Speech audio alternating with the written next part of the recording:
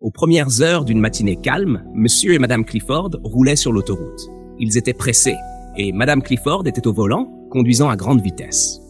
Soudain, un gros camion est apparu de nulle part, et dans la confusion, leur voiture a dévié, s'écrasant contre un arbre massif. La voiture a rapidement pris feu, avec des débris éparpillés partout. Sur les lieux de l'accident, Madame Clifford a réussi à sortir de l'épave. Elle était sous le choc, pleurant et appelant désespérément à l'aide. Son mari, M. Clifford, était toujours coincé dans la voiture, gravement blessé et couvert de sang. Il ne fallut pas longtemps avant que des passants accourent pour les aider, le tirant de la voiture aussi vite qu'ils le pouvaient. Le couple a été transporté d'urgence à l'hôpital, et Madame Clifford attendait anxieusement des nouvelles de l'état de son mari. Assise dans la salle d'attente, le temps semblait s'arrêter. Madame Clifford était envahie par la peur et l'angoisse. Puis, le médecin est apparu avec une expression sombre. Ses mots étaient lourds. « Je suis désolé, madame. » Il n'a pas survécu. Le monde de Madame Clifford s'est effondré. Elle a poussé un cri de douleur, submergée par la perte de son mari. La réalité que M. Clifford était parti pour toujours était trop dure à accepter. Quelques jours plus tard, après les funérailles, Madame Clifford était chez elle, assise sur le canapé en tenue de deuil noir.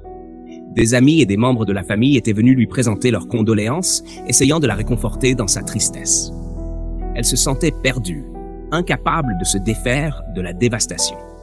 Peu à peu, au fil des heures, la maison s'est vidée et tout le monde est parti, sauf une femme âgée. Cette femme s'est présentée comme Madame Stella, la voisine de Madame Clifford, qui habitait de l'autre côté de la rue. Madame Clifford l'a remerciée d'être venue pour lui apporter son soutien. Mais alors, quelque chose d'étrange s'est produit. Madame Stella a hésité un moment avant de demander à Madame Clifford la permission de poser une question. Curieuse, Madame Clifford l'a laissé continuer. La question de Madame Stella était choquante et inattendue. Elle a demandé « Pourquoi l'as-tu tué ?» Madame Clifford a été déconcertée, complètement confuse par cette accusation. « De quoi parlez-vous » a-t-elle demandé, essayant de comprendre ce que Madame Stella sous-entendait. Mais Madame Stella est restée ferme, insistant pour que Madame Clifford lui dise la vérité, lui promettant qu'elle n'engagerait aucune action contre elle. Cela n'a fait qu'accentuer la confusion et la colère de Madame Clifford. Elle a essayé d'expliquer la situation, racontant à Madame Stella l'accident et comment le médecin avait confirmé que son mari était mort à cause de ses blessures. Mais Madame Stella refusait de reculer, continuant à la pousser, comme si elle savait quelque chose que Madame Clifford ignorait. La patience de Madame Clifford a finalement cédé. Furieuse, elle a exigé que Madame Stella quitte immédiatement sa maison, menaçant d'appeler la police si elle ne partait pas. Comment cette femme osait-elle l'accuser d'avoir tué son mari chez elle? La voix de Madame Clifford s'éleva de colère, tandis que Madame Stella, impassible, prit simplement un stylo et un bout de papier. Elle écrivit son numéro de téléphone et le laissa sur la table avant de partir, disant à Madame Clifford de l'appeler quand elle serait prête à parler. Restée seule, Madame Clifford était envahie par la confusion et la colère. De quoi parlait donc Madame Stella? Que voulait-elle dire en posant une question si scandaleuse? En fixant le morceau de papier sur la table, elle se sentait plus perdue que jamais. Plus tard dans la nuit, Madame Clifford parvint enfin à s'endormir après la rencontre troublante avec Madame Stella. Cependant, son sommeil fut loin d'être paisible. Dans son cauchemar, Madame Stella apparut, terrifiante, tenant une photo de Monsieur Clifford. Avec des yeux froids, elle répétait sans cesse « Pourquoi l'as-tu fait? Pourquoi l'as-tu tué ?» Madame Clifford, tremblante de peur, continuait de crier dans son rêve, affirmant qu'elle n'avait rien fait de mal. La terreur du cauchemar l'envahit, et elle se réveilla en panique, haletant dans sa chambre sombre. Son cœur battait à tout rompre alors qu'elle essayait de se calmer, toujours hantée par les étranges paroles de Madame Stella.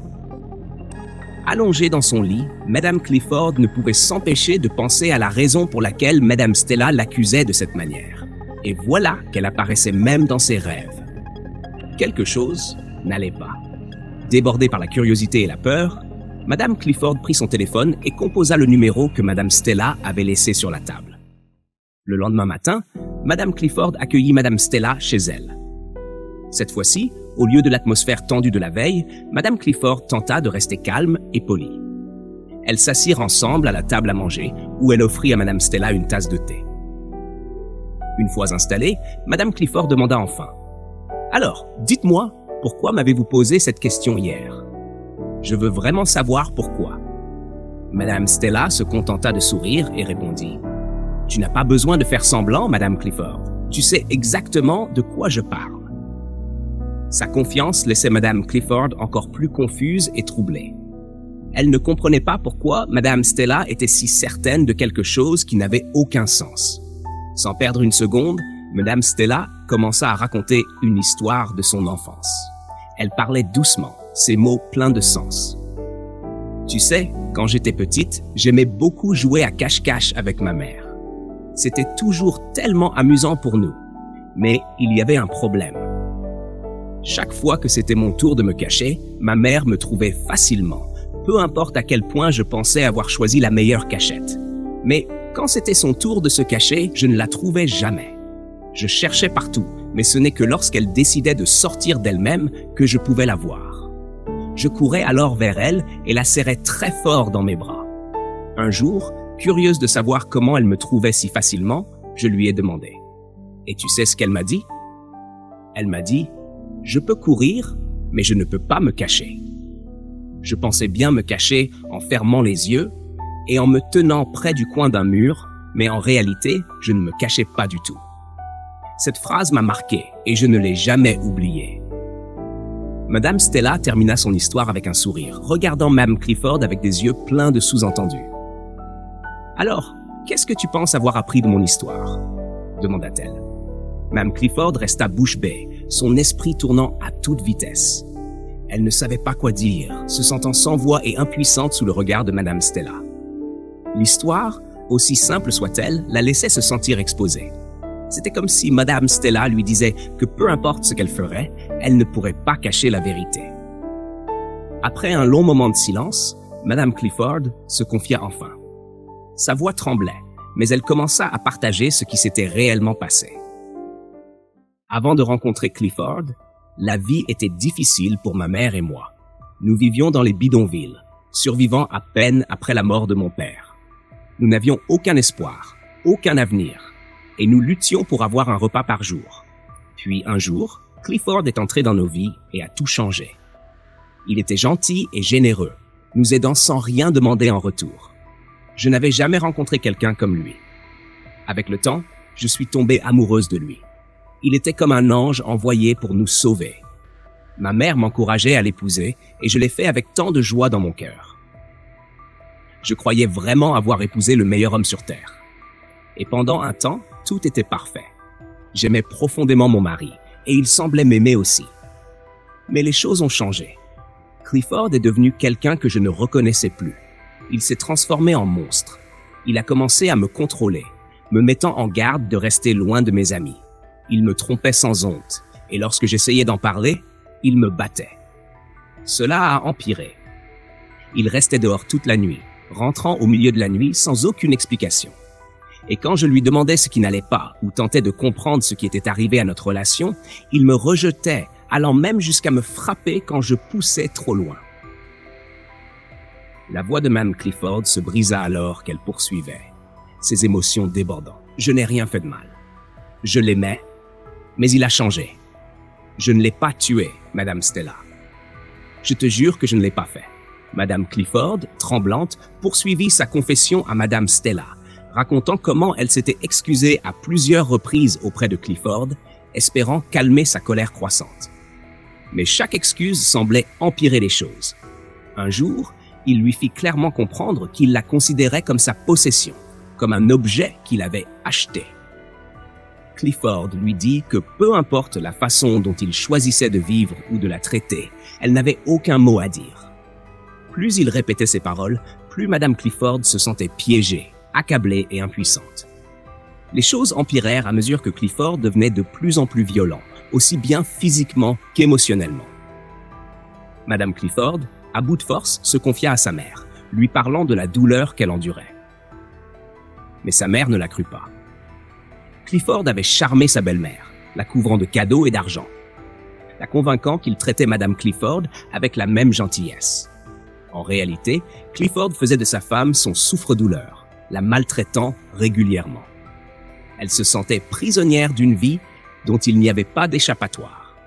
Un matin, Clifford partit tôt au travail sans dire ce qu'il souhaitait manger pour le dîner. Inquiète, Madame Clifford l'appela plusieurs fois, mais sans réponse. Préoccupée, elle prépara le dîner malgré tout, espérant qu'il rentrerait pour manger. Les heures passèrent et tard dans la nuit, Madame Clifford continua de l'appeler, mais Clifford ne répondait pas. Épuisée et angoissée, elle finit par s'endormir. Aux premières heures du matin, Clifford rentra furieux. Il entra dans leur chambre en criant pour qu'elle lui serve à manger. Madame Clifford, effrayée, se précipita à la cuisine pour lui servir le repas qu'elle avait préparé. En voyant qu'il s'agissait de riz, sa colère redoubla. Il exigea de savoir pourquoi elle avait cuisiné du riz sans lui demander son avis. Madame Clifford expliqua qu'elle l'avait appelé à plusieurs reprises, mais sans succès. Cette explication ne fit que l'énerver davantage. Clifford lui ordonna de préparer du pounded yam et une soupe d'aigusi. Regardant l'heure, Madame Clifford lui demanda s'il pouvait manger le riz et promit de préparer ce qu'il demandait le lendemain matin. Clifford refusa et insista pour qu'elle fasse son repas immédiatement. Submergée, Madame Clifford lui dit qu'elle ne pouvait pas et s'éloigna pour ranger la cuisine. Clifford, furieux, la suivit et une altercation s'ensuivit. Dans un geste de défense, Madame Clifford repoussa Clifford lorsqu'il la saisit. Il perdit l'équilibre et tomba, se cognant violemment la tête contre le sol. Dans la panique, Madame Clifford réalisa qu'il ne bougeait plus. Figée de terreur, elle comprit qu'il était inconscient.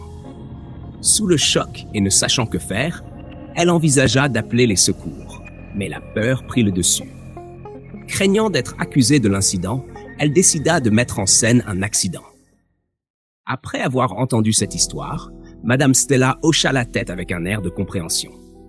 Elle avoua calmement qu'elle avait tout observé depuis sa maison ce soir-là. Elle avait vu Madame Clifford traîner son mari jusqu'à la voiture. Au début, elle envisagea d'appeler la police, mais après avoir appris l'accident, elle comprit ce qui s'était passé. C'est pourquoi elle était venue pour entendre la version de Madame Clifford. Madame Clifford, abasourdie, supplia Madame Stella de ne pas révéler ce qu'elle avait vu. Mais Madame Stella la rassura, expliquant qu'elle comprenait la situation. Elle révéla qu'elle aussi avait vécu une relation difficile dans le passé et avait réussi à en sortir. Elle encouragea Madame Clifford à ne pas laisser cet événement la définir. Madame Stella termina en demandant pourquoi Madame Clifford n'avait pas quitté son mari lorsque les choses avaient empiré. Madame Clifford, remplie de regrets, avoua qu'elle aurait dû partir avant que les choses ne dégénèrent. Elle confia qu'elle se sentait coupable, bien qu'elle n'ait jamais voulu que cela se termine ainsi.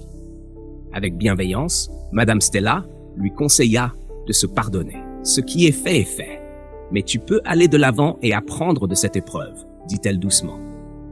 Madame Clifford la remercia, émue et reconnaissante pour sa compréhension. Les deux femmes s'embrassèrent, partageant un moment de solidarité silencieuse. Madame Clifford savait qu'elle avait une seconde chance, non seulement pour reconstruire sa vie, mais aussi pour tirer les leçons de cet événement et ne jamais oublier la douleur qui l'avait menée jusque-là. Merci d'avoir regardé et n'oubliez pas de vous abonner à Movie Storyline pour plus d'histoires captivantes. À la prochaine et au revoir.